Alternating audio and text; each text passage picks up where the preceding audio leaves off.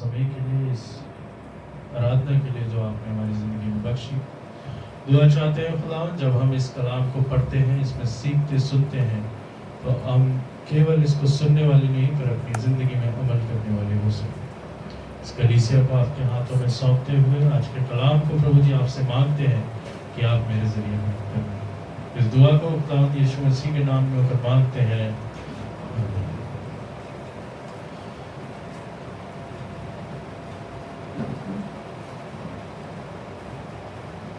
Recently आप सब जानते हैं,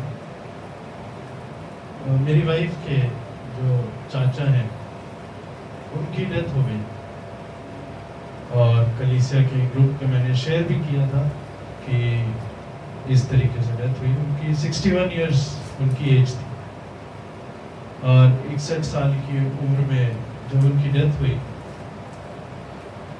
और आने वाले इसी आई थिंक अक्टूबर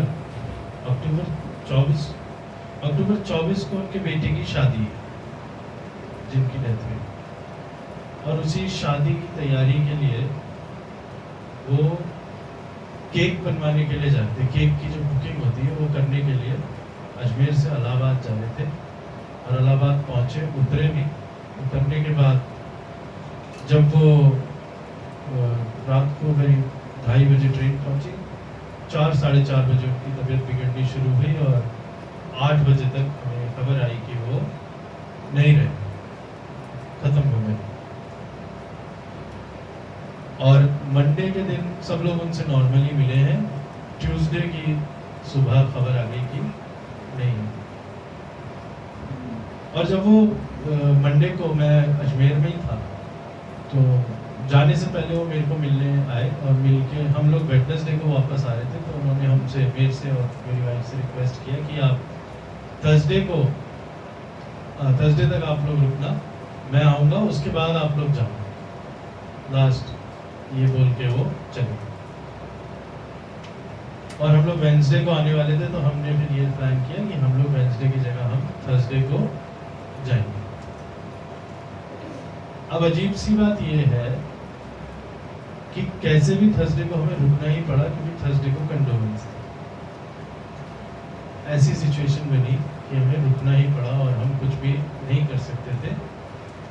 और वो कान में ये बात गूंज रही थी कि थर्सडे को आप लोग रुक के जाना। तो मैं एज अ पास्टर, हमारे विश्वास मजबूत रखने होते हैं, बाकी सब रो रहे थे, पर मैं इस बात को बोल रहा था वहाँ पे। मैंने कहा वो बोल के गए कि थर्सडे को रुकना, और हमें नहीं पता था कि इस तरीके से हमें रुकना पड़ेगा। लाइफ बहुत अनसर्टेन है। आप आज प्लानिंग कर रहे हैं 2 साल की, 5 साल की, 10 साल की, 24 घंटे ही नहीं पता। वो प्लानिंग कर रहे थे अपने बेटे की शादी के लिए, केक बुक कराने जा रहे थे, हमें बोल के गए कि मैं आऊँगा, फिर तुम लोग जाना। सब कुछ कि मंडे को ये करना है, वेडनेसडे को वो करना है।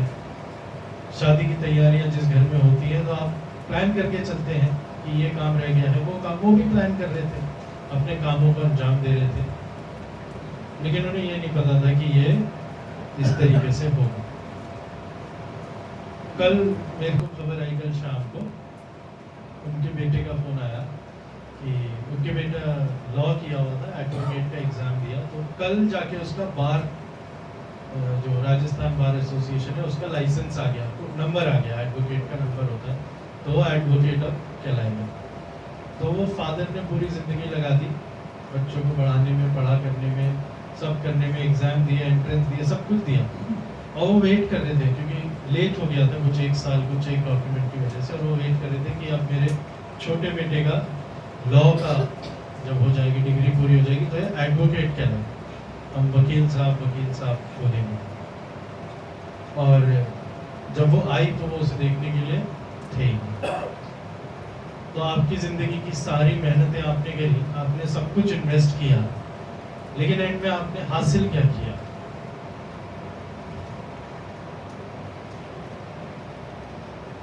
ये सवाल वो परिवार, इवन मेरी वाइफ, कई लोग अपने आप से भी पूछ रहे थे, डिस्कस भी कर रहे थे।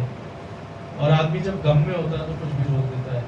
तो ये बोल रहे थे कि खुदा ये समय नहीं था, ये जगह नहीं थी। अब जाके वो रिटायर हुए थे, मकान बन गया, दोनों बेटे खड़े होने लग गए थे। अब जाके ज़िंदगी में थोड़ा आराम का पीरियड आता है। ज़िंदगी भर आपने नौकरी में लगा दिया, सब कुछ कर दिया, और एक सेकंड में सब कुछ चला गया। क्योंकि एक मकान बनाने के लिए आप लगभग, किसी ने अगर होम लोन आप में से लिया हो, वो मकान बनाया हो कभी, तो जो मैं कह रहा हूँ आपको समझ आएगा। एक मकान बनाने के लिए एक ज़िंदगी खर्च होती ही होती है, दूसरी ज़िंदगी उसमें रह सकती है, आपके बच्चे उस मकान में आराम से रहेंगे, लेकिन एक ज़िंदगी खर्च होती है एक मकान बनाने के लिए।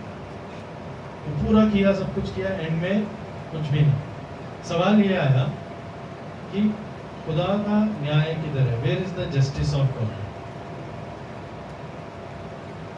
तो मेरी वाइफ को मैंने समझाया, हर चीज आपको समझ आए ऐसा जरूरी नहीं है। खुदा के न्याय में हर चीज आपको समझ आए ऐसा जरूरी नहीं है, क्योंकि जब वो दुनिया में आए तो तुमने मांगा नहीं था, खुदा ने तुम्हें दिया था। और खुदा ने जब दिया, खुदा ने लिया, उसका नाम मुबारक हो। और इस बात को कोई भी क्लियर नहीं कर सकता, कोई भी समझा नहीं सकता कि ऐसा क्यों हुआ और ऐसा क्यों होता है, लेकिन ये लाइफ की सच्चाई है। पर मेरा जिस पॉइंट की तरफ मैं आपको लाना चाहता हूँ वो यही है कि हम जिंदगी की प्लानिंग कर रहे हैं और जिंदगी एकदम अनसर्टेन, और उस अनसर्टेनिटी में आप इस बात को समझें, क्या अगर आज खुदा मुझे बुला ले तो मैं इस लायक हूं कि उसके सामने अपनी जिंदगी को दिखा सकता हूं? क्या मैं रेडी हूं कि खुदा अगर आज मेरे को खुदा बुला ले तो मेरी जिंदगी इस तरीके से रही कि मैं उसके सामने अपनी जिंदगी को रख सकता हूं कि खुदा ये मेरी जिंदगी है और इसको मैंने पूरी ईमानदारी के साथ, कोशिश के साथ तेरे भय में जिया। क्या हम में से कोई है जो इस बात को खुदा के आगे बोल सकता है? गलती खता हम सब करते हैं, लेकिन खुदा आपको बताना चाहता है कि तुम्हारे पास मौका है।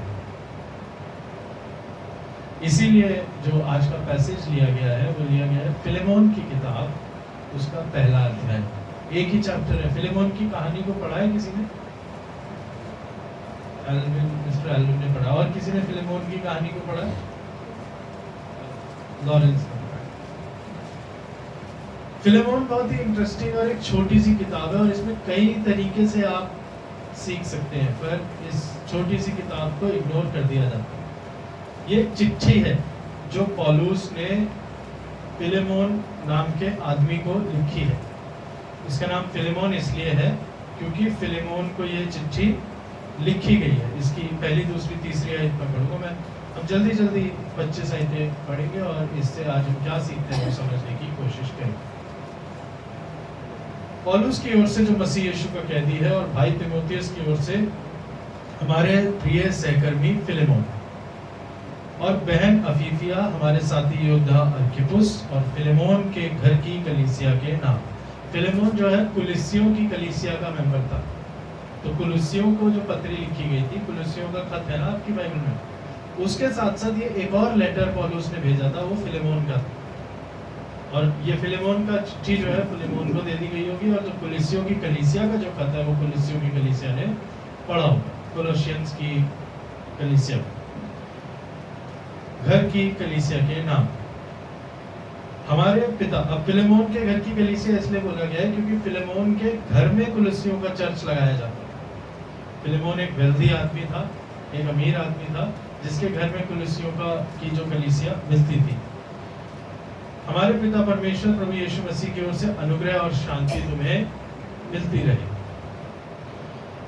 मैं सदा परमेश्वर का धन्यवाद करता हूँ और अपनी प्रार्थनाओं में भी तुझे स्मरण करता हूँ। ये चिट्ठी की तरह मैं पढ़ रहा हूँ, आप इसे सुनिएगा। पौलुस फिलेमोन को लिख रहा है, क्योंकि मैं तेरे उस प्रेम और विश्वास की चर्चा सुनता हूँ जो सब पवित्र लोगों के साथ और प्रभु यीशु पर है। मैं प्रार्थना करता हूँ कि विश्वास में तेरा सहभागी होना तुम्हारी सारी भलाई की पहचान में मसीह के लिए प्रभावशाली हो, क्योंकि हे भाई मुझे तेरे प्रेम से बहुत आनंद और शांति मिली है, इसलिए कि तेरे द्वारा पवित्र लोगों के मन हरे भरे हो गए हैं। अब फिलेमोन की तारीफ लिखी गई है कि मैं आपको याद करता हूँ, मैं बहुत खुश हूँ और आपके जरिए कलीसिया में बहुत लोग बरकत पाते हैं, आपके जरिए खुदा के कलाम का प्रचार होता है, क्योंकि फिलेमोन ने अपने घर को दे रखा है।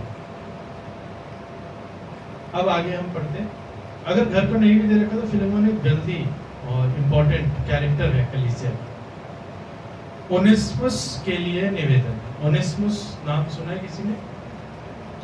ओनेसिमुस जो है ये कॉमन नाम नहीं है, मैंने किसी का नाम सुना भी नहीं है किसी ने अपने बच्चे का नाम ओनेसिमुस रखा।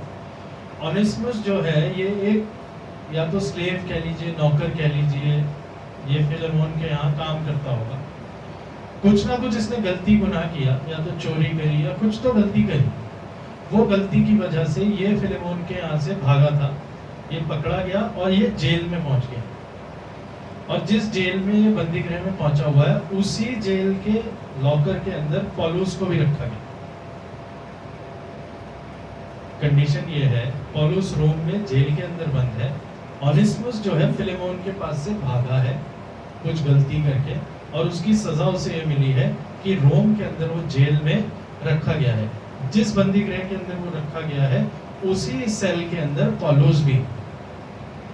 अब पौलुस जब उसके साथ रह रहा होगा, इंटरैक्शन कर रहा होगा, बात कर रहा होगा, तो उससे पूछा होगा कि भाई आप किस गुनाह में बंद है, तो इसने बताया होगा कि मैं फिलेमोन के अंडर में काम करता था, कुछ ना कुछ मुझसे गलती गुनाह, क्योंकि वो दिया नहीं गया, क्लियरली नहीं बताया गया और उसने क्या किया, कुछ ना कुछ गलती मुझसे हुई। तो पौलुस ने बोला होगा फिलेमोन को मैं जानता हूँ। अब पौलुस फिलेमोन के यहाँ ओनेसिमुस की अगर अर्जी दे रहा है तो ऐसे ही नहीं दे रहा, कुछ ना कुछ चेंज ओनेसिमुस में आया हो।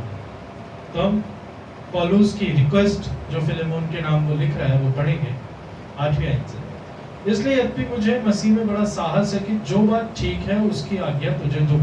पौलुस एक रिलेशन के तौर पे और फिलेमोन को बता रहा है कि मेरे को ये साहस है, मैं तेरे को बोलना चाहता हूँ कि हम दोनों के बीच इतनी मोहब्बत है कि मैं तुझे जो बात रिक्वेस्ट कर रहा हूँ तू उसे मानेगा।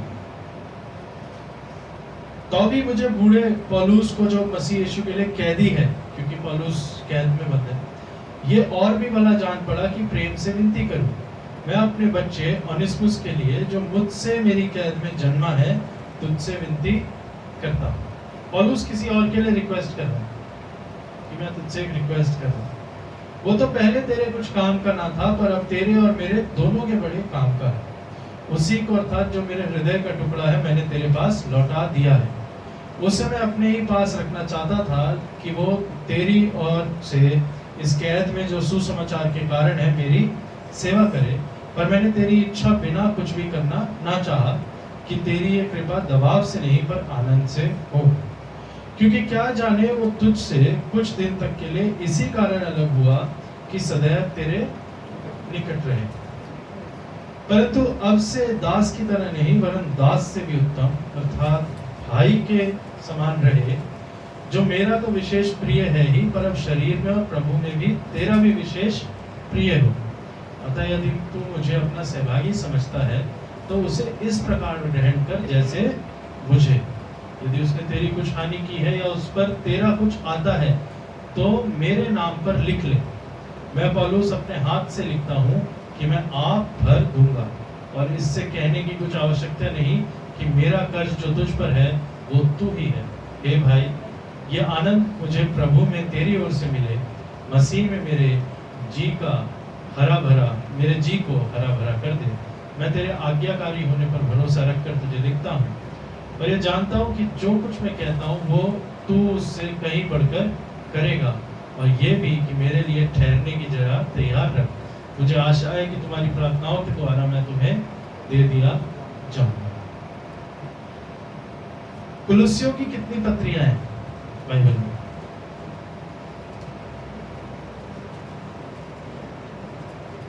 हाँ? कितनी है कुलुस्सियों की? दूसरी पत्री पौलुस ने लिखी नहीं, तो एक पत्री का मतलब है एक बार गया फिर वापस आया तो इन्हें लेटर लिखा और फिलेमोन को भी लेटर लिखा और उसने पौलुस ने आशा क्या रखी फिलेमोन से कि मैं आऊंगा, मेरे लिए जगह तैयार कर। पौलुस वापस कुलुस्सियों नहीं जा पाया। इसके बाद पौलुस की लाइफ मिनिस्ट्री इस तरीके से चली कि पौलुस की डेथ हो गई, लेकिन पौलुस कुलुस्सियों वापस नहीं जा पाया। पर पौलुस के मन में एक आशा, एक प्लानिंग थी। क्या थी? कि मेरे लिए जगह तैयार है। अब पौलुस ये भी कर सकता था कि जब मैं आऊंगा तब मैं देखूंगा, जब मैं आता हूं तो एक लड़का है, उसके लिए मुझे बातचीत करनी है, तो मैं जरा डिस्कस करूंगा, आप देख लेना। पौलुस ने क्या किया? पौलुस ने चिट्ठी में लिखा कि जैसे ये तेरा है वैसे ये मेरा है, जो भी गलती खता इसने करी है उसे माफ कर, और अगर कुछ कर्जा, कुछ पैसा तेरे पास इसका निकलता है तो मैं खुद लिख रहा हूं कि मैं उसे तुझे, मैं खुद लिखने का मतलब है कोई और नहीं लिख रहा है इस चिट्ठी को, मैं खुद अपने हाथ से लिख रहा हूं, तो आई प्रॉमिस टू पे, इसका कर्जा मैं उतारूंगा। अब कोई ना कोई गलती खता, कुछ ना कुछ ऑनेस्टनेस ने किया होगा, वो पौलुस को पता होगा कि इतना इजीली माफ नहीं हो सकता कि ये वापस जाए और इसे एक्सेप्ट कर लिया जाए। पर पौलुस ने इसके हृदय परिवर्तन को देखा, इसके चेंज को देखा, और फिलेमोन को चिट्ठी लिख के बोला कि भाई मैं गारंटी ले रहा हूँ कि ये लड़का ठीक है, इसे वापस आप एक्सेप्ट कर लो, और अब इसे ऐसा एक्सेप्ट करो कि कलीसिया में एक भाई की तरह तुम्हारे साथ रहे। ये मेंशन नहीं है कि फिलेमोन ने उसे एक्सेप्ट किया कि नहीं किया, पर बहुत हद तक मुमकिन है क्योंकि पौलुस ने इस खत को लिखा है और पौलुस पर्सनली बोल रहा है, तो ऑनेसिमुस को हो सकता है कि वापस ले लिया गया। पौलुस वापस आता, ये चीज को देखता कि ऑनेसिमुस के साथ क्या हुआ है, रखा है नहीं रखा है, वो एक फर्क बात है। ये चीज पूरी होती, जो चीज पौलुस सोच रहा था वो एक फर्क बात है। पौलुस वापस कुलिसियों की कलीसिया में पहुंच भी पाता, वो एक फर्क बात है। लेकिन पौलुस ने उस समय जब वो जिंदा था वो करने के लिए कोशिश करी जो उस समय जरूरी है। Do not delay your good deeds. तुम अपने अच्छे कामों को डिले मत करो। अगर यदि तुम किसी की मदद कर सकते हो, यदि अपने गुनाहों से मुड़ सकते हो, यदि कोई गलती किसी के साथ की है उसको माफी दे सकते हो, यदि कुछ है जिसे शायद आप ठीक कर सकते हो पर कर नहीं रहे हो, ईगो में, गुस्से में, ये सोच के कि अभी जरूरत नहीं है, आगे कर लो। यदि आप किसी चीज के लिए मेहनत कर सकते हो तो वक्त आपके पास हमेशा नहीं रहेगा, ये वक्त अभी है। आप लाइफ की सबसे बड़ी प्लानिंग्स कर सकते हैं, इसका हक है, और प्लानिंग के साथ चलना भी चाहिए। हम भी अपनी कलीसिया के लिए प्लानिंग करते हैं कि हम एक जमीन की कोशिश करेंगे, एक जमीन हम लेंगे। तो हर कोई अपनी जिंदगी में प्लानिंग करता है कि मेरे बच्चे आज 10th में हैं, फिर 12th करेंगे तो इनका करियर कहाँ जाएगा। आप सब लोग प्लानिंग करते हैं, लेकिन कुछ चीजें हैं जो प्लानिंग नहीं है पर आपकी जिंदगी में वो डिले बनती जाती है। और पौलुस फिलेमोन को ये प्लान तो कर रहा है कि मैं आऊंगा भी, मैं दूंगा भी, मैं करूंगा भी और हम मिलेंगे भी, लेकिन आज ये लड़का है जिसको तेरी जरूरत है, ये ठीक हो गया है, मैं इसे भेज रहा हूँ, तो इसे वापस रख लेना। ऐसा ना हो कि ये फिर से भटक जाए। ये इतना अच्छा है कि मैं इसे अपने पास रखना चाहता था, पर मैं इसे तेरे पास भेज रहा हूँ, क्योंकि पौलुस को ये पता है कि मैं कब तक हूँ वो गारंटी नहीं है। पर इस लड़के को अगर मैं अपने साथ रखूंगा और मैं चला गया तो ये फिर से भटक ना जाए, मेरे जाने के बाद इसका कोई ना कोई गार्डियन रहे। हम सब भी अपनी जिंदगी में जो सेटलमेंट कर रहे हैं ना, जो हम घर बनाते हैं, हम बैंक बैलेंस बनाते हैं, गोल्ड, कौन गोल्ड रोज पहन रहा है? आप में से कौन है? सबके घर में गोल्ड होगा, चाहे 2 ग्राम हो, चाहे 20 ग्राम हो, चाहे 50 ग्राम, लेकिन रोज कौन पहन रहा है? दूध लेने जा रहे हैं तो सोने के कड़े पहन के जाते हैं क्या?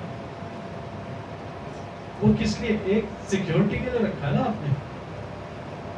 कि ये होना चाहिए, ये मेरी सिक्योरिटी है। आपका घर आप क्यों बनाते हैं? एक सिक्योरिटी के लिए कि मेरे सर पर छत है। आप अपने प्रोविडेंट फंड्स क्यों बचाते हैं? इमरजेंसी के लिए कि कभी जरूरत पड़े तो वो मेरे पास हो। उसी तरीके से पौलुस जानता है कि मेरा अभी कुछ नहीं पता, मैं कितने समय तक इस जेल में रहने वाला हूं और मेरी जिंदगी कितनी लंबी है, पर ये लड़का यंग है, इसीलिए इसको उस जगह भेज दूं जहां ये वापस से ठीक हो सके, इसकी जिंदगी बेटर हो सके। अपने सेल्फिश रीजन के लिए पौलुस जो है ऑनेसिमस को नहीं रोक रहा अपने पास। कुछ डिसीजंस हैं जो आपको नहीं पसंद हो, फिर भी आपको वो लेने पड़ेंगे क्योंकि वो सही। जिंदगी भर हम अपने बच्चों को अगर अपने पास ही रखे रहेंगे तो वो अपने पैरों पे कब खड़े होंगे, वो अपनी नौकरियां कब करेंगे? आपको अपनी फैमिलीज को इंडिपेंडेंट करना पड़ेगा। ये बात मैं क्यों कह रहा हूं आपको समझ आएगी। निकालिए मेरे साथ लूका की इंजील, उसका 8 अध्याय,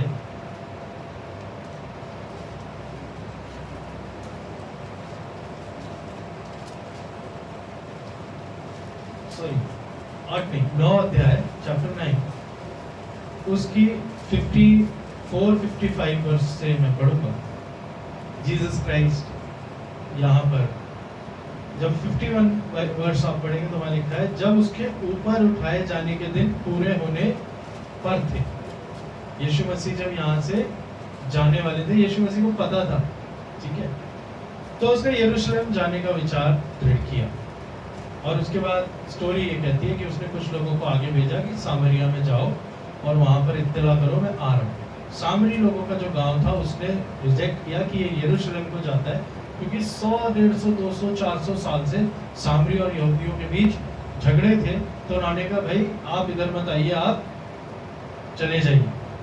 अब जो 2 चेले हैं उन्हें गुस्सा आ गया याकूब यूहन्ना को, तो वो कहते हैं 54 वर्ष में, ये देखकर उसके चेले याकूब और यूहन्ना ने कहा, हे प्रभु क्या तू चाहता है कि हम आज्ञा दें कि आकाश से आग गिरकर उन्हें भस्म कर दे? अब ये जो चीज बोल रहे हैं कि आग गिरकर उन्हें भस्म कर दे, ये दूसरा राजा पहला अध्याय उसकी 9 से 16 जब आप पढ़ते हैं तो एलिया के समय में ये किया गया था कि जब एलिया को बुलाने आते हैं और एलिया रिजेक्ट होता है तो एलिया आग ऊपर से बरसाता है और लोग खत्म हो जाते हैं। इसलिए ये चेले भी क्योंकि एक्सपेक्ट करते थे कि एलिया के जितना पावरफुल है।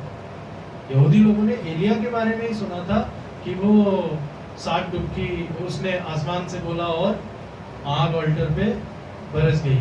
एलिया ने अपना कपड़ा पानी पे डाला और पानी 2 भाग हो गया। तो एलिया के बारे में इन्हें पता था, वो ऐसे आश्चर्य कर्म करता था। उसके बाद यीशु मसीह कर रहा है, तो ये यीशु मसीह से कहते हैं जैसे एलिया को रिजेक्ट किया जाता था, तो एलिया उसी टाइम आग वाग बरसा के घोड़ों रथों की सेनाओं को लाके सबको खत्म कर देता था, तू भी इन्हें खत्म कर दे। पर यीशु मसीह वहां पर क्या कहते हैं? वो कहते हैं उसने फिर कर उन्हें डांटा और कहा, तुम नहीं जानते तुम कैसी आत्मा के हो, क्योंकि मनुष्य का पुत्र लोगों के प्राणों का नाश करने नहीं वरन बचाने के लिए आया है। और इस आयत को जब आप उस आयत के साथ पढ़ते हैं कि यदि तू परमेश्वर का पुत्र है तो अपने आप को भी बचा, और तो ये डाउट हमारे मन में भी आता है कि ये तो वो व्यक्ति है जो कह रहा है मनुष्य का पुत्र अपने प्राण को नहीं, सॉरी प्राण का नाश करने नहीं पर उसे बचाने आया है। यीशु मसीह का रिस्पांस बिल्कुल ही अलग है। तो यीशु मसीह इस गांव को छोड़ देते हैं। क्यों छोड़ देते हैं? क्योंकि यीशु मसीह को पता है जो मैं कुछ समय में करने वाला हूँ वो इन सबकी जिंदगियों के लिए बहुत बड़ा है। और अगर आज मैं आग बरसा दूंगा तो मैं किसे बचाने आया हूं? मेरा गुस्सा, अगर खुदा गुस्सा भड़काने में आए तो फिर हम में से कौन बचेगा? पर उन लोगों को मोहलत दे दी गई। उसके आगे हम पढ़ते हैं 57 वर्ष से पढ़ेंगे। जब वे मार्ग में जा रहे थे तो किसी ने उससे कहा, जहां जहां तू जाएगा मैं तेरे पीछे हो लूंगा। अब एक पर्सन आके कह रहा है अच्छी रिक्वेस्ट है कि यीशु मसीह आप जिधर जाएंगे मैं आपके पीछे हो लूंगा। इसको बिल्कुल ही उलट जवाब यीशु मसीह देते हैं। वो कहते हैं लोमड़ियों के भट्ट और आकाश के पक्षियों के बसेरे होते हैं, पर मनुष्य के पुत्र को सिर धरने की भी। यीशु मसीह कहते हैं, कहने का मतलब ये है कि भाई मेरे साथ अगर तू चलेगा तो मेरा कोई ठिकाना नहीं है, मेरे पास कोई जगह नहीं है, मैं आज इधर हूँ, कल उधर हूँ, परसों उधर हूँ। और मेरे पीछे होने का मतलब है कि आपको आगे बढ़ते रहना पड़ेगा। स्टेबिलिटी इन लाइफ आपके पास इतना नहीं आएगी अगर आप मेरे पीछे चलोगे। अब उसके आगे उसने दूसरे से कहा मेरे पीछे हो ले। इसको नहीं बोला मेरे पीछे हो ले, जो बोल रहा है कि मैं तेरे पीछे होना चाहता हूं, पर दूसरे पर्सन को कह रहा है मेरे पीछे हो ले। एक आया है जो खुदा के पीछे होना चाहता है, उसको यीशु मसीह कह रहे हैं मेरे पास ठिकाना नहीं है रहने का और स्टेबल लाइफ नहीं है, तो देख ले भाई।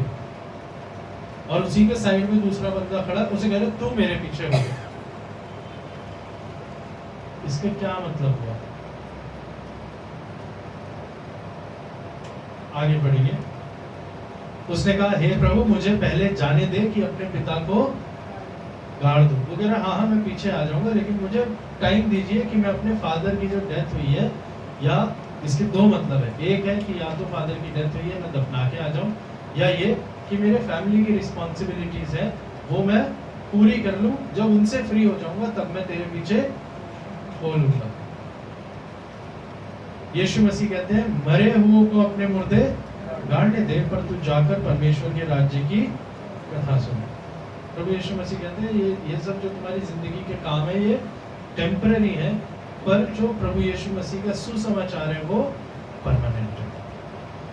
एक और ने भी कहा हे प्रभु मैं तेरे पीछे हो लूंगा, पर पहले मुझे जाने दे कि अपने घर के लोगों से विदा ले आऊं। यीशु ने उससे कहा जो कोई अपना हाथ हल पर रखकर पीछे देखता है वो परमेश्वर के राज्य के योग्य नहीं। एक बार यदि तुम मेरे पीछे होना चाहते हो तो तुम अब पीछे नहीं मुड़ सकते। 3 जिंदगियां हैं यहाँ। एक, अब आप उसमें से कौन है आप जांच लीजिए। एक है जो यीशु मसीह को फॉलो करने की कोशिश कर रहा है, कलाम भी पढ़ रहा है, कलाम की बातों को भी सीख रहा है, समझ रहा है, पर जिधर यीशु मसीह ने रियलिटी उसे दी, रियलिटी चेक दिया कि मेरी डिमांड्स ये सब है, तो वो साइलेंट हो गया कि मेरे पीछे आने का मतलब तुम्हें थोड़ी तकलीफ भी होगी, तुम्हें थोड़ा पेन भी होगा। तो उस बंदे का जवाब आया ही नहीं। दूसरे को उसने बोला कि मेरे पीछे हो ले, खुदा की बुलाहट आपके लिए है यदि आप उसके पीछे आज तक नहीं चले हैं। लेकिन उस व्यक्ति का रिस्पॉन्स क्या है कि पहले मैं अपने घर बार का सारा कुछ निपटा लूं, उसके बाद मैं तेरे पीछे हो लूंगा। खुदा कहता है तेरी जिंदगी के सारे काम चलते रहेंगे, पर आज मौका है, आज तू इसको चुन। और तीसरा आता है और वो कहता है कि पहले मैं अपने घर से विदा ले लूं, कि मैं तेरी सुन तो रहा हूँ, मान भी रहा हूँ, पर मेरी लाइफ में कुछ चीजें हैं, कुछ काम हैं जिनमें मुझे वापस जाना। मैं कलीसिया में आ भी गया हूँ, चर्च भी आने लग गया हूँ, लेकिन बीच में कुछ ऐसा समय आता है कि मैं वापस गिर जाता हूँ, वापस चर्च आना छूट जाता है, वापस बाइबल पढ़ना छूट जाता है। तो खुदा उसे कहते हैं कि तुमने जो कमिटमेंट किया है, अगर एक बार हल पे हाथ रख दिया तो आप उससे पीछे नहीं देखेंगे। अब पिछला पैसेज और ये पैसेज कंपेयर किधर पे होते हैं? इस तरीके से होते हैं कि ये जो मौका है ना आपके पास यीशु मसीह के पीछे होने का, ये आपके पास हमेशा नहीं है। जैसे पौलुस ओनेसिमस की रिक्वेस्ट फिलेमोन से करता है कि इसको एक्सेप्ट कर लो, उसी तरीके से पासबान इस कलीसिया की रिक्वेस्ट खुदा के आगे कर रहा है कि खुदा तूने जो बुलाहट इनके लिए रखी है कि मेरे पीछे हो ले, कुछ है जो पीछे आना चाहते हैं पर उनकी जिंदगी के काम उन्हें लगता है इंपॉर्टेंट है, कुछ है जो तेरे पीछे आना चाहते हैं पर वापस से गिर जाते हैं, और कुछ है जो तेरे पीछे आना चाहते हैं पर जब मैं तेरी बातों को, तेरे कामों को इनके बीच में बोलता हूँ, जब इन्हें समझाता हूँ, तब ये उन चीजों को इग्नोर कर देते हैं। तो ऐसा ना हो हम उस गांव की तरह हो जाए जिसने यीशु मसीह को रिजेक्ट कर दिया। पर यीशु मसीह ने एक आयत बोली कि मैं इनके प्राण लेने नहीं पर इन्हें बचाने के लिए आया हूँ। मौका आपके पास आज है और अभी। जिंदगी भर की प्लानिंग हम कर सकते हैं, अच्छी बात है, लेकिन हमें ये नहीं पता कि कब तक मेरे पास मौका है कि मैं अपने गुनाहों को खुदा के आगे मान सकूं। उसी तरीके से जो कमिटमेंट आपने खुदा के साथ किया है, जो आज मैंने अनाउंसमेंट में शेयर किया कि आपके चर्च फंड्स, मैंने नहीं बोले आपको कि आप क्या लिखेंगे या आपने अपनी मर्जी से लिखे, या आपका कमिटमेंट खुदा के साथ, इसको आप पूरा करें। पर जब उस कमिटमेंट की बात आई तो खुदा ने कहा मेरे पीछे हो ले, उस कमिटमेंट से हम पीछे हट गए। क्यों? क्योंकि मेरी जिंदगी में और भी काम है, मेरे और भी खर्चे हैं और उनको मुझे निपटाना है। जब उन सब से मैं फ्री हो जाऊंगा तब मैं तेरे पास, तेरे भवन में आकर दे दूंगा। कुछ ऐसे हैं जो देने की कोशिश करते हैं फिर छूट जाते हैं, कुछ ऐसे हैं जिन्होंने कमिट कर दिया पर अब पीछे हट गए। खुदा का कलाम कहता है यदि तूने हल पे हाथ रखा है तो अब तू पीछे देखना बंद कर। तो खुदा के साथ जो आपके कमिटमेंट्स हैं उनको पूरा करना आपकी मैंडेटरी को, अगर मैं हिंदी में कहना चाहूँ तो एक आपकी वाचा है, ये प्रॉमिस है, वायदा है खुदा के साथ जो आपने किया है। और यदि आप इससे पीछे हटते हैं तो आप अपने उस मौके को खोते हैं जो आज आपकी जिंदगी में दिया गया। हम उन डिसीजंस को, उन अच्छाइयों को, उन कार्यों को डिले ना करें जो खुदा का कलाम करने के लिए हमें सिखाता है। हम उन रिश्तों को ख़त्म ना कर दें, उन लोगों से बस झगड़े यूं ही ना रखें क्योंकि मेरे को आज उनसे कोई मतलब नहीं है।